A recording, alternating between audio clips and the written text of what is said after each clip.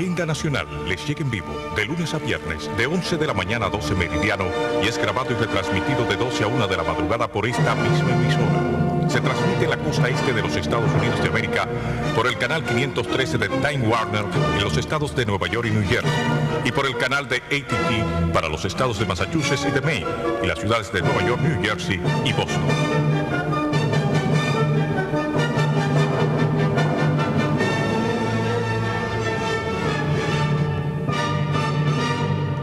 Saludos dominicanos en todo el territorio de la República y en ultramar en la costa este de los Estados Unidos de América. Y a todos los habitantes de habla hispana. Hoy martes 8 de octubre del año 2002 les traemos otra edición de Agenda Nacional. Este programa sustenta los valores de la libertad y la democracia y el derecho de los dominicanos y los latinoamericanos al desarrollo económico y social con apego y respeto a los principios de soberanía y autodeterminación que sustentan y hacen posible la convivencia pacífica de pueblos y naciones, para identificar y analizar los obstáculos que han impedido e impiden que alcancemos la condición de vida y la felicidad a la que somos acreedores. Les habla el Leopoldo Espaillat Nanita, y para llevar adelante este programa contamos como siempre con la ayuda y colaboración de nuestro amigo el licenciado Roger Logando Pina. Bueno, Roger. Muy buenos días, buenos días. Un poquito gripado está ya. Sí, estoy medio. Bueno, vamos a entrar con los temas de la frontera dominico-haitiana. Antes debemos decir que también estamos con apagones, ¿eh? Ay, sí. De modo que programados con el pretexto de averías, pero violando todo lo que debería ser la norma de respeto a quienes estamos prisioneros de ese negocio brillante que pintó la embajada española en su comparecencia en la televisión. Brillante para la empresa española, muy malo para los dominicanos. Vamos arriba. La frontera dominico-haitiana. Dicen mueren varios en pleito dominicanos y haitianos. El secretario de las Fuerzas Armadas define la frontera como una fuente de corrupción. Y dicho por él, bueno, no hay quien más pueda decir. Pero mira eso. esta información que dice que mueren varios en pleito. Dice, al cierre de esta edición se tenían informes de que varias personas murieron esta mañana en un incidente entre dominicanos y haitianos en la comunidad Veladea, próxima a Elías Piña. Los informes eran imprecisos en torno a si el enfrentamiento se produjo entre civiles armados o entre policías haitianos y soldados dominicanos. Se hablaba de 4 o 6 muertes. En fuentes de la Cancillería no fue posible confirmar la información. El canciller se mantiene en Ginebra, Suiza.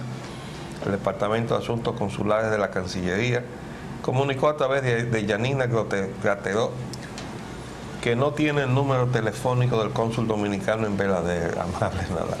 Óigame, es que no hay Cancillería, es que eso es. Tenemos un cónsul ahí, pero la Cancillería no tiene el teléfono. Eso es por un lado, arquitecto, pero yo creo que hay una percepción errada desde hace mucho tiempo. Yo he venido estando cada día más convencido de que ese tipo de problemas, y los problemas fronterizos y los problemas internos del país, es la Secretaría de Interior y Policía quien tiene que afrontarlo. Esa problemática en la frontera es interior y policía, aunque haya áreas de conflicto que incidan en las relaciones internacionales. No, es primero secretario de la Fuerza Armada. Sí, claro, ya. Porque pero la frontera, sí, es un área para defender la soberanía. De los militares, sí, ¿verdad? Pero el conflicto Pero sí, yo me estoy refiriendo a que la Cancillería no tiene el teléfono del cónsul dominicano en Veladero. ¿Usted se imagina? ¿Qué clase de organización hay? Que a la hora de pedir una confirmación de una noticia que se tiene así dispersa y poco precisa, entonces la Cancillería dice, no tenemos el teléfono del cónsul dominicano, amable Nadal, en Veladero. Bueno, dice entonces también el amigo, el secretario de Estado de las Fuerzas Armadas, José Miguel Soto Jiménez, definió la frontera como fuente permanente del narcotráfico, el tráfico de ilegales, la corrupción de funcionarios y militares y el terrorismo. Bueno, ahora sí esto es una declaración, la mandó lejos el secretario con esto, porque La frontera está a cargo de él. ¿Qué está pasando? Que él se ve precisado a hacer esta denuncia. Algo está pasando. Porque no es que le faltan los recursos o que le falte la decisión, yo creo que tiene las dos cosas. ¿Qué está pasando? Que el secretario de las Fuerzas Armadas se ve en la necesidad de decidir o definir la frontera como fuente permanente de narcotráfico, tráfico de ilegales, corrupción de funcionarios y militares. Bueno, trataremos de obtener alguna información por vía de alguna relación nuestra próxima al secretario, a ver si nos amplía esta denuncia. Esta es una denuncia, pero que dicho en boca del secretario de las Fuerzas Armadas, tiene que preocuparnos, sobre todo cuando están pasando cosas como las que acabamos de leer, donde se dice que hay de 4 a 6 muertos y todavía no se sabe entre quiénes fue el enfrentamiento. Y dice que puede ser que se haya producido entre policías haitianos y soldados dominicanos. Vamos a ver. Ahora vamos a abordar el estado del clima social en nuestro país. Tirotean casa de ex jueza de la Junta Central Electoral, Ana Teresa Pérez. Bueno, eso sí está feo, porque ¿a qué viene eso? Esta señora se va para su casa y entonces la tirotean después que ella sale del carro. Me parece que son de esas cosas que se hacen como para crear desasosiego, ¿verdad? Tú me venías diciendo que habías encontrado además alguna información sobre una muerte violenta también, que había aparecido un cadáver. Muy patética. Apareció el cadáver de una dama que es residente en Las Praderas, maniatada, amordazada, y que tenía aproximadamente, según los partes primarios de médico legista, unos 5 o 6 días de muerta allá. No recuerdo ahora exactamente el sitio, pero la información es también muy preocupante dentro de este estado de cosas que tenemos. Vamos a los temas internacionales, arquitecto. Sí. La guerra contra el terror. Estados Unidos anota puntos contra el terrorismo. Bueno, esto... ustedes saben que la administración del presidente Bush enunció una guerra contra el terrorismo. Ese enunciado tan amplio, pero apuntando hacia determinados países, ha llevado primero, como primera fase, a una agresión contra Afganistán. Y allí se produjo pues un desembarco, un bombardeo y en definitiva una situación tal que todavía aquello no está definido, no se sabe. Incluso ha habido atentados contra el gobernante escogido. El hombre se siente que está desestabilizado, tiene que estar sostenido por las fuerzas multinacionales que están allí en el territorio. Interventoras, sí. Entonces, hay pugna, porque que eso es una zona muy complicada, sumamente complicada. Y hay una cantidad de tribus y de problemas entre ellos, y hay creencias religiosas diversas, y aquello es sumamente difícil de manejar. La historia reciente, todavía muy reciente, de otros conflictos en la zona, así lo demuestra.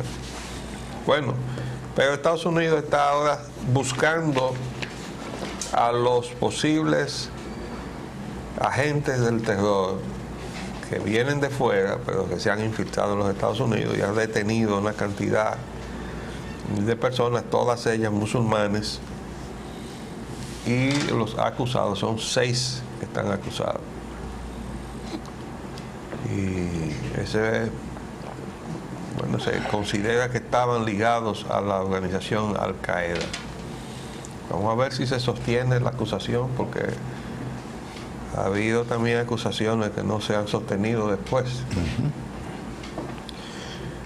La situación es muy, muy delicada porque la búsqueda de estos agentes del terror, pero apuntando únicamente en la dirección de los musulmanes, ya le hemos dicho que el otro día se detuvo a un señor en el área de la Florida, el señor Goldstein, judío, con un arsenal con el cual iba a borrar de la faz de la tierra todas las mezquitas musulmanas del área de la Florida.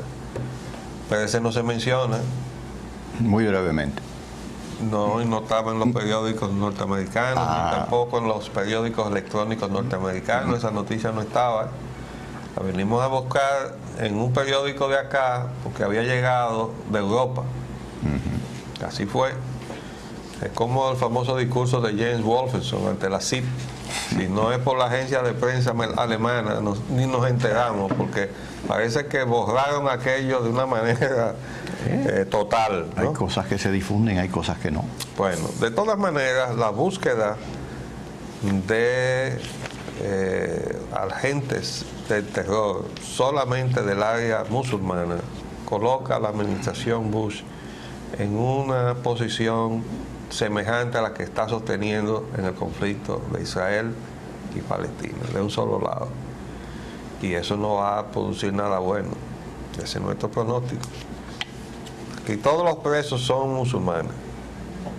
Ya sabemos que el otro día, por una denuncia que hizo una señora, que finalmente resultó que no era nada, se paró la carretera,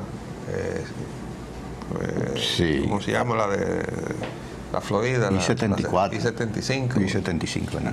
Sí, 94. Se paralizó durante un día. Interstate. Mientras se definía qué era lo que había allí, porque se pegaba allí un automóvil cargado de explosivos, un desastre, ¿no? Y resulta que no, que todo aquello era nada. 3 estudiantes de medicina. Y que perdieron su empleo también, porque el hospital estaba amenazado. Probablemente por el individuo que finalmente detuvieron, el Goldstein ese, ¿no? Entonces, o gente como él, porque definitivamente él no está solo, ¿no? Entonces ese es el peligro es ese, pero sobre todo porque si el gobierno no se ve como un elemento de equilibrio, que no está parcializado, que está buscando cómo armonizar y además desarmar las situaciones de conflicto yendo a las raíces, las causas, qué es lo que está produciendo esto, por qué hay este enfrentamiento, cómo evitamos el enfrentamiento. Si no se van por ese camino, vamos a llegar a los enfrentamientos. Eso es así. Sí, el enfrentamiento se ha generalizado, arquitecto y señores televidentes, es que, y radioyentes, es que primariamente se enfocó en la dirección de un organismo de creencia religiosa musulmana, o una entidad que se llama Al-Qaeda, y los talibanes, que eran una escuela musulmana que se desarrollaba en Pakistán. Bien, pues ya se ha hecho extensiva a toda la comunidad musulmana y a todas la religión musulmana. Ahora el asunto, a donde quiera que estén. Ahora el asunto es mucho más complicado. Bueno, menos mal que creo que está fuera de sospecha el señor Sununu, porque el señor Sununu tenía ascendientes libaneses, creo que son. Libaneses. Y fue secretario de la presidencia del gobierno Reagan, ¿no fue? De Bush, el propio Bush también. Fue de Bush. El Papa, sí, el padre de porque hay otro Sununu ahora, joven, que está terciando. Sí, se llama John Sununu, debe ser hijo de él, debe ser. Pero yo sé que el Sununu tiene ascendencia libanesa, árabe. Sí, y lo ponen bajo sospecha. Pueden llegar hasta ahí, ¿no? Oh, cómo no. Pues bueno, están buscando también. Ahora están buscando un asesino loco. A mí me preocupa lo del asesino loco. Porque yo no creo en esos locos con tanta puntería.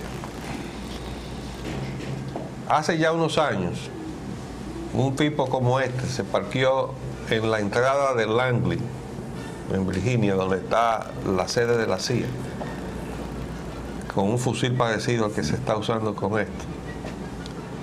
Ya van 6 muertos y 8 heridos. Y hay un niño de 13 años, el último herido, es un niño de 13 años, que quizás salve la vida. Y el hombre está disparando desde 500 a 600 metros de distancia, no todos los disparos, y le da un tiro a cada persona. Un disparo, o sea que es un tipo que es un francotirador. Pues uno parecido a este se parqueó ahí en la entrada del ángulo y a todo el que doblaba para entrar al local de la CIA le disparaba. Nunca se supo cuántos mató ni cuántos hirió. Después de un tiempo se dio la información de que se trataba de un pakistaní que había trabajado para la CIA y que por alguna razón estaba en situación de rebeldía hasta el extremo de hacer lo que estaba haciendo. Tampoco se sabe qué pasó. Mucho tiempo después salió la información de que lo habían detenido y le iban a pasar juicio. No se supo nunca, por lo menos en la prensa. Nosotros no lo vimos. ¿Qué pasó con ese señor? Ni se supo por qué. Nada de lo que había ahí. ¿Qué final tuvo? En nada. Entonces son cosas que se quedan así como en el aire. Y hay uno que ya ha tropezado con tantas situaciones parecidas. Cuando uno se encuentra con un señor que está merodeando en el área de Washington, porque todos esos son suburbios de Washington, disparando a diestra y siniestra. Dicen las autoridades que no es un patrón, es decir, no le está disparando a gente de un solo lado, por ejemplo a los blancos o a los negros o qué sé yo, no, o a los musulmanes, cogidos al azar. Cogidos al azar. Uno y otro no guardan ninguna relación. Entonces a mí me preocupa. ¿Tú sabes? Tampoco de edad. Unos son más, unos jóvenes, viejos, otros de edad. Ni de sexo, mujeres, hombres. No responde a ningún patrón. Y a mí eso me preocupa. ¿Tú sabes por qué? Por el vecindario donde lo está haciendo. No sea que ahora se le ocurra darle un tiro a un legislador. Así. Entonces resulta que fue que el legislador se paró mal, hizo blanco y tropezó con este loco, porque parece que también pueden ser dos. Eso está también en y se saque ese billete pelado. Y hay ciertos legisladores que ya han sido apuntados, si no lo han hecho blanco, pero se les ha apuntado. Una cartica de antes. Ajá. Un par de ellos. Una carta de antes que no se sabe todavía quién las mandó. Lo único que se sabe es que la cepa de las cartas es la misma que tienen los laboratorios del Pentágono y de la CIA. Y la pregunta es por qué tienen estas entidades del gobierno norteamericano laboratorios de armas biológicas. No se supone que eso está erradicado. Le dicen que no, que es para buscar una cura, un antídoto. Los antídotos. Pero el otro día se habló de un intruso que llegó hasta cerca de un depósito de armas que todavía están ahí, dice que esperando ser destruidas, pero todavía están ahí. Tienen muchos años esperando. La burocracia parece que están en fila. ¿Verdad? Entonces hay muchas cosas que no tienen explicación y todas son preocupantes, porque van apuntando hacia lo interno del territorio y la sociedad norteamericana. Y en la medida en que eso sea así, pues tenemos que preocuparnos. Por tanto, el hombre sigue, no se sabe, no se tiene pista. Sigue tirando ahí. Yo veo el esfuerzo del pobre sheriff o algo así. Que por cierto, tú has notado que ahora casi todos lo buscan negros. Los eligen porque son electos. ¿Pero por qué? Bueno, parece que la tendencia es dar... Fíjese, hubo varios jefes de policía en ciudades muy conflictivas que fueron escogidos por esos ayuntamientos para dirigir la policía de esa ciudad y tuvieron éxito. Yo me acuerdo de uno apellido Bradley en San Francisco, de California, también pasó a Los Ángeles, después creo que pasó por Nueva York también. Y ha habido varios que han tenido éxito, pero a las cuestiones ya a nivel de suburbio y de ¿cómo se llama?, de condado, también parece que en definitiva las comunidades afroamericanas han decidido lanzarse a hacer campaña para ser electos como sheriff. Yo creo que son designados por los ayuntamientos. No, los sheriffs son electos generalmente. Los sheriffs sí, pero Ajá. los jefes de policía. Ah, no, el jefe de policía es escogido por el ayuntamiento. Sí. Y los jefes de policía un son, en su por los mayoría comisionados. son negros. Sí. Y yo no sé por qué, pero eso obedece a alguna política. Bueno. Esa no es una coincidencia tampoco. Comparto su criterio. El asunto es que hay una psicosis ahora generalizada con la cuestión de los musulmanes. Y donde quiera que se ve un musulmán se ve un sospechoso de Al Qaeda. Esa no es una situación buena. En absoluto. No es buena. Y repito, el loco con fusil de tan buena puntería tampoco está traduciendo nada bueno. Esperaremos que los capturen a la brevedad posible, ¿no? Eso espera. Que no Siempre y se cuando quede. sea uno y no sean varios. O más de uno. No, que lo agarren antes de que maten más gente.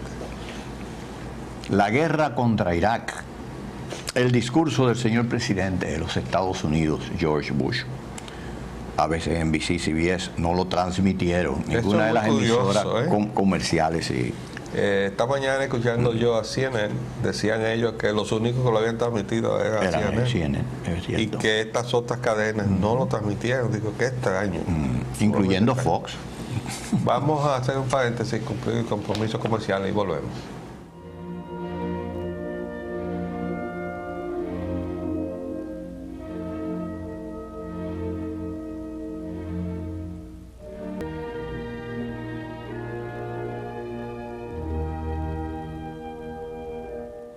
Vamos a volver entonces al discurso del presidente Bush. Sí. Dijo el señor presidente Bush, nos negamos a vivir en temor. También dijo, advierte a Irak que se desarme. Un 69% en Estados Unidos considera que Bush debería ocuparse más de la economía. Mira, esta frase, nosotros nos negamos a vivir en el temor, va al centro de la situación en los Estados Unidos. El problema es que el presidente o su gabinete está infundiendo temor. Esas declaraciones frecuentes de alarma o de alerta difusas, que no son precisas, que no dicen tenemos información de que se va a producir un atentado en esta zona, entonces están en alerta todos los ciudadanos, manténganse en su casa, etcétera. Una cosa focalizada, no. Tenemos información de que va a haber un atentado. Probablemente. En cualquier sitio de los Estados Unidos contra los intereses norteamericanos. Y como es natural, todo el mundo que ya pasó por la experiencia horrenda de los atentados del 11 de septiembre, dicen, pues puede ser verdad. Es decir, si el gobierno dice que tiene esas informaciones y ya sabemos que se puede producir porque se produjeron, entonces todo el mundo se atemoriza. Pero nosotros hemos estado siguiendo esto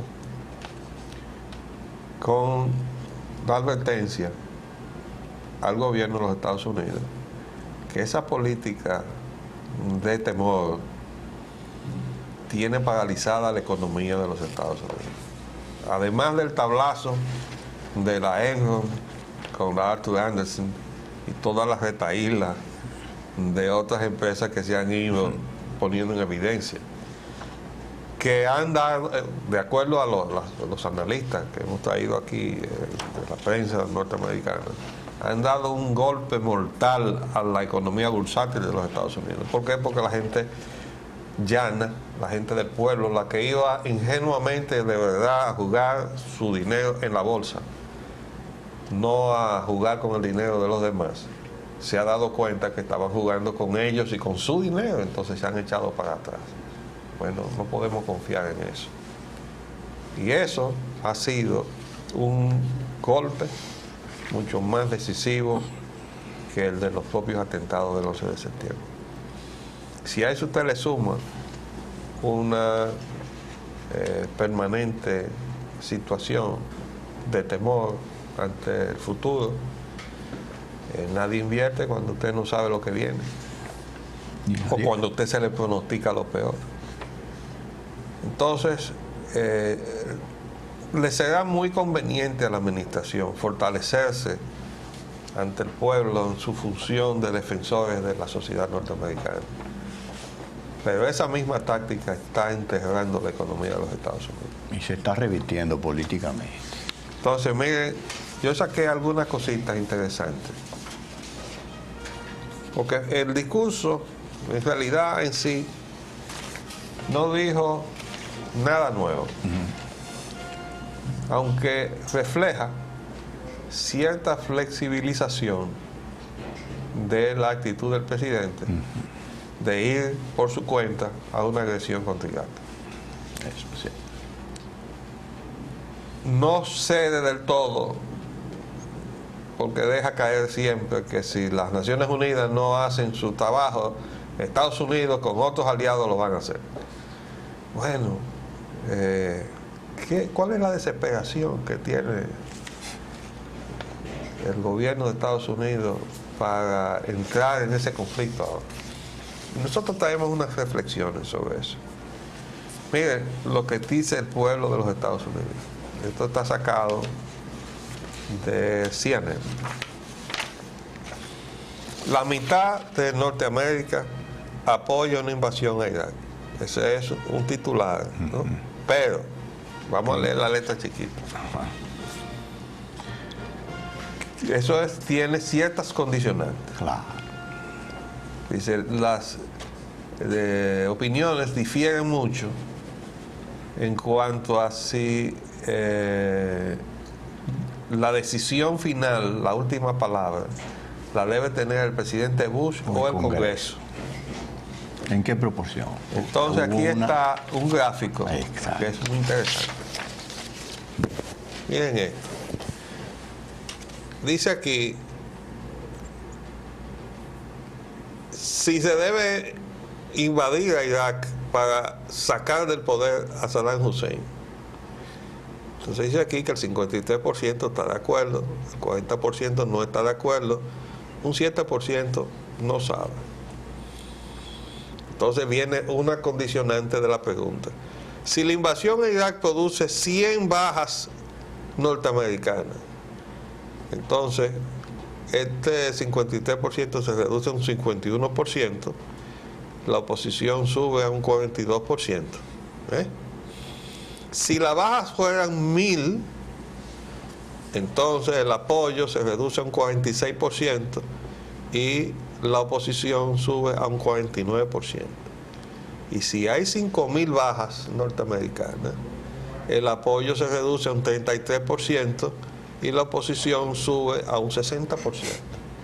Es decir, que eso funciona de acuerdo a cómo se vayan produciendo, incrementando el número de bajas. Si nosotros entramos ahí, arrasamos con todo y no se muere un solo norteamericano, muy bien, y nosotros estamos de acuerdo en un 51%. Pero si se van a morir 100 norteamericanos, ya bajamos un 46%. Y después bajamos. Y si se van a morir 5000, entonces ya solamente un 33% está de acuerdo con eso. Oigan esto. La última autoridad para decidir sobre una invasión de Estados Unidos a Irak, que sea Bush, un 40%, que sea el Congreso, un 54%. Porque el norteamericano tiene muy bien acendrado la autoridad del Congreso de los Estados Unidos. ¿Ha hecho Estados Unidos todo lo posible para resolver la situación de Irak por una vía diplomática? Dice el 46% que sí y el 49% dice que no.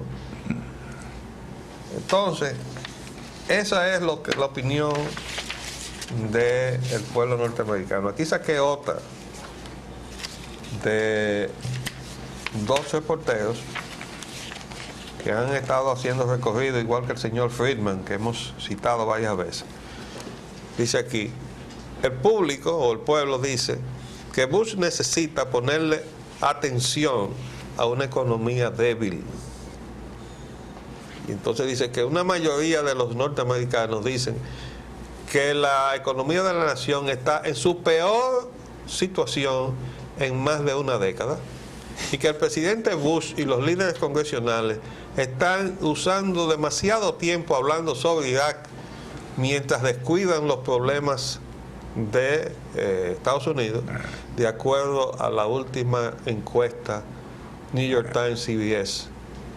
Pero eso es lo que está pensando el pueblo norteamericano. No comparto eso en cuanto a los líderes, esa aseveración en cuanto a los líderes congresionales se refiere, pues que ellos están permanentemente reclamándole a Bush que deje la cuestión del enfoque de la guerra contra Irak y el terrorismo y que se aboque a discutir las cuestiones de la economía. Tú lo estás viendo desde tu óptica demócrata, porque tú eres demócrata, ¿verdad? Y entonces, pero los republicanos están en eso, porque dicen los líderes congresionales, no dice cuáles. No. Bueno. Entonces, mira yo esto. me refiero a los líderes del Congreso, los presidentes del Senado, los demócratas, que son los que tienen el control del Congreso.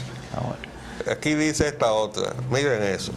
Aunque ruede en cabeza, la desconfianza va a permanecer. ¿Usted sabe qué quiere decir eso? Esa es la desconfianza en la economía. Sí.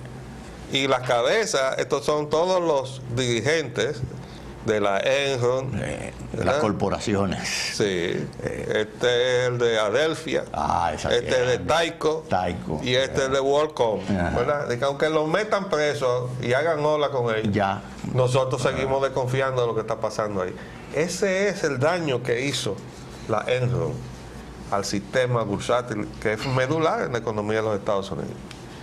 Entonces, que yo tengo otra cosita aquí. El señor Cheney, el vicepresidente de los Estados Unidos, miren él, está negado a entregarle al Congreso los archivos de las reuniones sobre la política energética. ¿Con quién fueron las reuniones? Con Enron.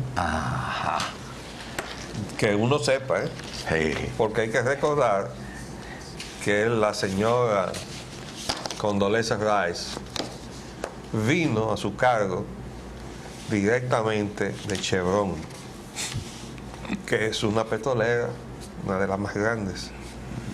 Entonces, ¿cómo se puede sustraer el pueblo norteamericano a la percepción de que las decisiones que se están tomando, sobre todo si hay secretos sobre eso, si no se le pueden revelar ni a su propio Congreso, estén teñidas de lo que se llaman los intereses especiales? ¿No es así que le llaman? Así es, grupo de intereses especiales. Y que no respondan al interés del pueblo norteamericano, en absoluto.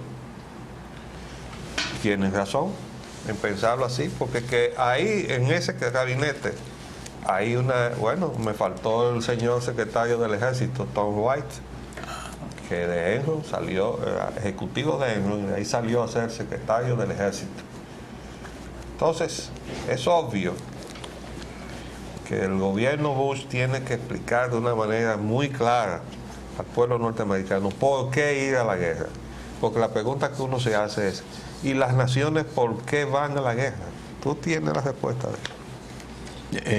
Sí, la historia nos la da, no solo a mí, sino a todo el que haya hojeado algunas páginas de la historia, que tiene la evidencia de que son motivaciones de orden económico, fundamentalmente, entre otras consideraciones que a veces se hacen destacar más que la primaria, y entonces se deja detrás la verdadera motivación.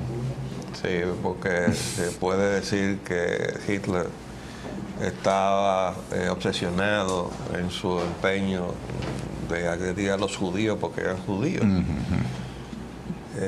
Y además, hay que decir esto: cuando dos naciones o dos potencias van a la guerra a sus respectivas industrias bélicas, porque sin esa industria bélica detrás, ninguna nación puede ir a la guerra.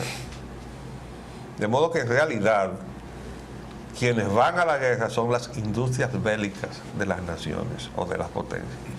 ¿Quiénes estaban enfrentados entre Estados Unidos y la Unión Soviética? La industria bélica y aeroespacial de Estados Unidos y la Y industria de la Unión bélica aeroespacial de la Unión Soviética. Perdió la Unión Soviética, pero perdió por razones económicas. No tenía los recursos para sostener esa confrontación con Estados Unidos. Pero además, porque uno se pregunta, ¿y hasta dónde iban a llegar en esa carrera de acumular arsenal nuclear para volar la Tierra N veces? No basta con hacerlo una vez, ¿verdad? Bueno, yo tengo la capacidad nuclear de producir el Armagedón, ¿verdad? Se fue todo. ¿Eso es suficiente? No, pero yo tengo para hacer eso y otra vez más. Entonces yo acumulo una vez más que tú y yo otra vez más que tú y comienzan a hacer una carrera y llega un momento en que tienen almacenado en exceso la capacidad para destruir el mundo. ¿Y cuál es la lógica de eso? Ah, que hay gente que se está metiendo un dinero en el bolsillo mientras tanto, con ese absurdo. Ahora hay armas nucleares por ahí que no la han podido, están en un proceso de destruirlas. ¿Pero y por qué? Pues eso porque hubo una sobreproducción. Y están guardando las necesarias para acabar con el mundo, porque con 2 o 3 es suficiente. Esas las están guardando ahí. El resto lo están destruyendo. Donde guardaron o invirtieron todos los recursos que costó eso.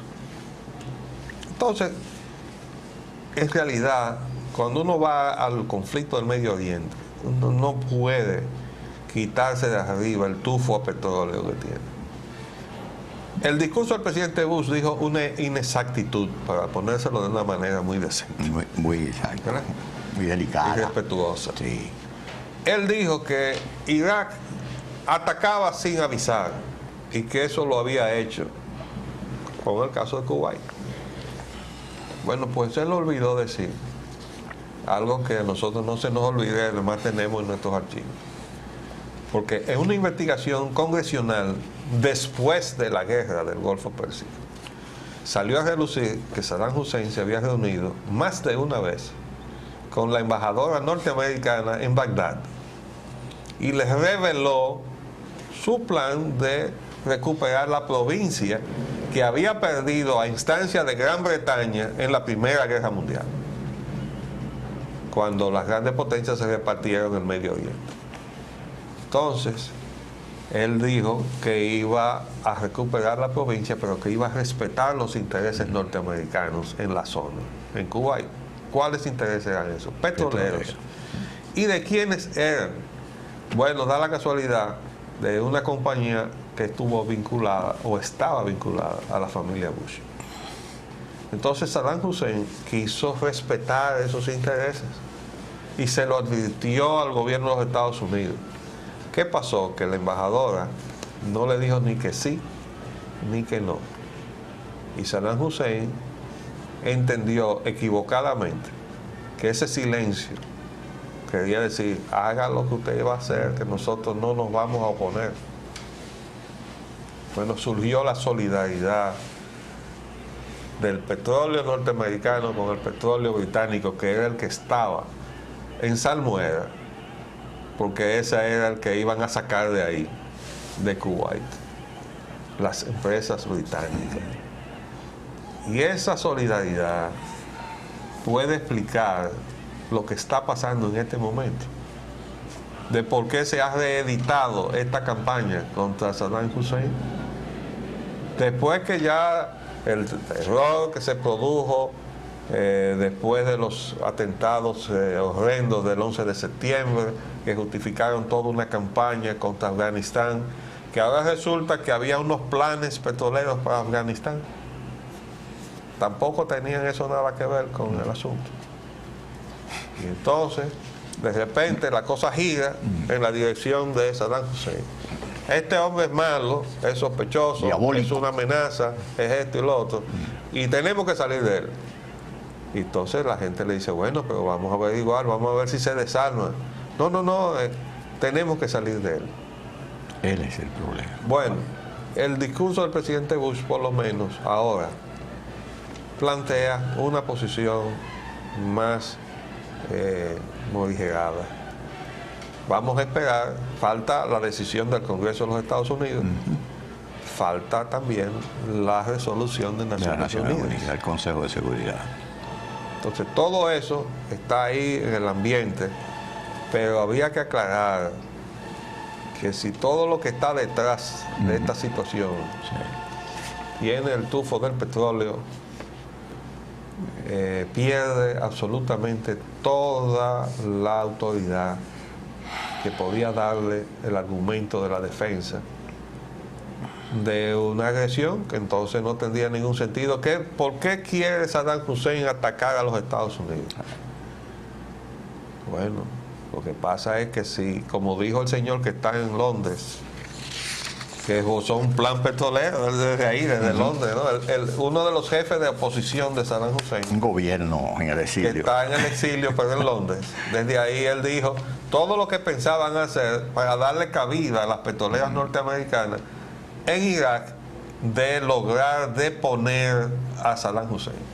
Entonces fíjense que hay dos cosas: desarmar a Irak y deponer a Saddam Hussein. Sí, ¿No es así? sí. Pero hay una breve acotación que también yo quisiera agregar para la cuestión de la información histórica de todo esto. Es lo siguiente. El presidente Bush padre fue vicepresidente en el gobierno de Reagan antes de llegar a ser presidente, desde luego. Y antes de ser vicepresidente fue director de la CIA. Y tuvo muy buenas relaciones con Saddam Hussein cuando los Estados Unidos tenían el conflicto con Irán. Y fue la persona que mantuvo el control de las relaciones de toda esa región en el gobierno de Reagan mientras fue vicepresidente, porque antes del señor Reagan llegar a ser presidente de los Estados Unidos en las elecciones, en la contienda contra el presidente Carter, el presidente Bush, que era director de la CIA, estableció una relación con Irán para la negociación de la entrega de los secuestrados norteamericanos que tenían aquellos de la embajada. Y el presidente Reagan ganó las elecciones e Irán le entregó entonces los secuestrados a los Estados Unidos. Es decir, en toda esa región se estaba jugando una cuestión de política y una vinculación muy estrecha también, más con Saddam Hussein y el presidente Bush que con cualquier otro estado o cualquier otro gobierno dentro de la región del Oriente Medio. Entonces Saddam Hussein parece que, confiando en esta relación, fue que tuvo la conversación con la señora embajadora de los Estados Unidos allá en su país y pensó que también ya se le había dado la quiesencia. Sí, y ahí entró. Yo no voy a pisar por ahí. Déjeme luz verde porque me voy a ir por acá. Es por aquí, ¿no? Que me voy. Sí. Pero le salió el tiro por la culata. Se deslizó. Hasta el día de hoy. Bueno, vamos a decir rápidamente que de norte y de sur se montaron en el carro de este y ahora le cortarán la luz a las instituciones del Estado. Dice que le van a dar 3 días para ponerse a todas. Pero ¿qué pasa?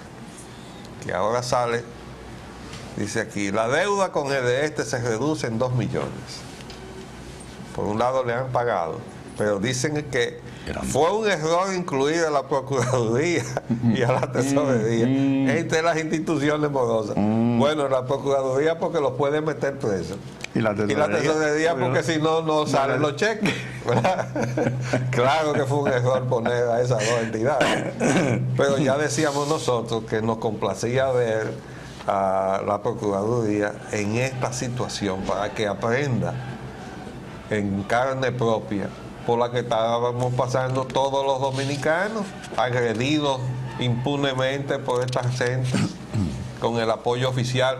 Recordemos que el Ministerio Público del Distrito Nacional, el señor Aristi, había firmado un acuerdo con Carl Huber para poner a su disposición la fuerza pública.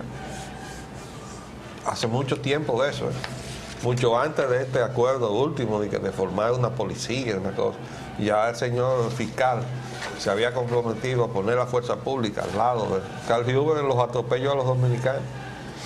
¿Y quién defiende a los dominicanos? ¿Quién los defiende? Porque no va a ser el Chapulín. Lo tenemos que defender nosotros mismos.